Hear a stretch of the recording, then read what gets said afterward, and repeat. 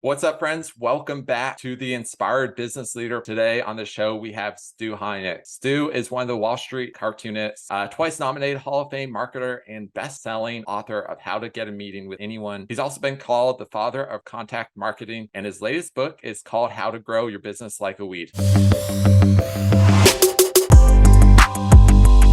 How are you doing today, Stu? I'm doing great. Great to join you. Absolutely. I'm excited to talk about your story and talk about this book. So let's start with your story. What is the superhero origin story of Stu Heinecke? Oh, I've had this crazy, you just talked about it, but I've had this crazy career. And so if we were to we were to talk about all of it, we'd start with marketing and cartooning, and cartoons are great. They're great devices. You know, they're the best read and remembered parts of magazines and newspapers. And I knew that going into my career of marketing, but I was also a cartoonist, and I ended up mentoring with a lot of the great cartoonists from Playboy and the New Yorker. And it all just kind of, I don't even know how I do know how it happened, but it's like it happened by accident.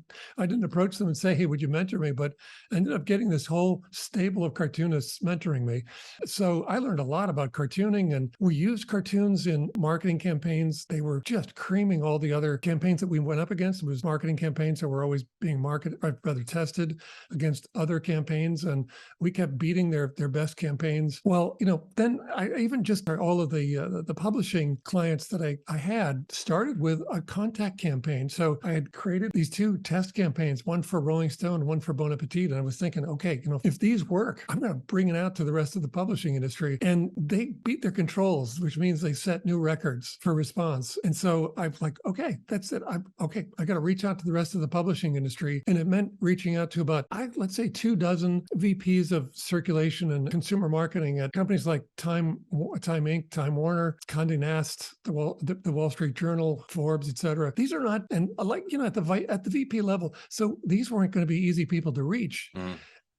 But I just thought, I got to do this. And so I put together a little campaign, didn't know what to call it. So I called it a contact campaign. And I sent, what that entailed was an 8x10 print of a cartoon about each recipient and a note that said, this is a device I just used to beat the controls for Rolling Stone and Bon Appetit. And we should put this to the test for your titles. And I ended up I'm telling all these stories, but I ended up getting 100% response rate to that campaign. I'm going, whoa, that led to writing a book about it eventually, how to get a meeting with anyone. And so here's the thing there's like, so if this is whiplash, cartooning, marketing, contact campaigns, what's the common thread here? And the common thread really is I have been, and I think we all do this, but I have been seeking out and building unfair advantages throughout my career. So some of those are unfair advantages for me, and a lot of them were unfair advantages for my clients. And it turns out when I ended up getting very, very interested in, well, what the hell's up with weeds? Why are they growing?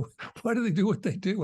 How do they get away with it? How do they do it when the rest of the plants don't do it? I mean, they're not as aggressive. They don't just spread everywhere. Like pine trees don't just spread. They drop their cones. They spread really slowly. But weeds just do something really special. And it wasn't until I studied weeds that I realized, oh, unfair advantages, that's part of their, it's like one of the amplifiers of the weed strategy model that I discovered. And so that's been the common thread. Either cartoons or like I can send a cartoon and I get through to anyone. And so that's an unfair advantage, right? I mean, not many people get to do that. And I can do that for clients. So if I do it for clients, then I'm giving them an unfair advantage. And that gives me another unfair advantage because I'm the kind of guy who can give you an unfair advantage. So it really was all of this. I mean, I knew that unfair advantages were sort of a theme swirling around in my head and throughout my career. Is my story.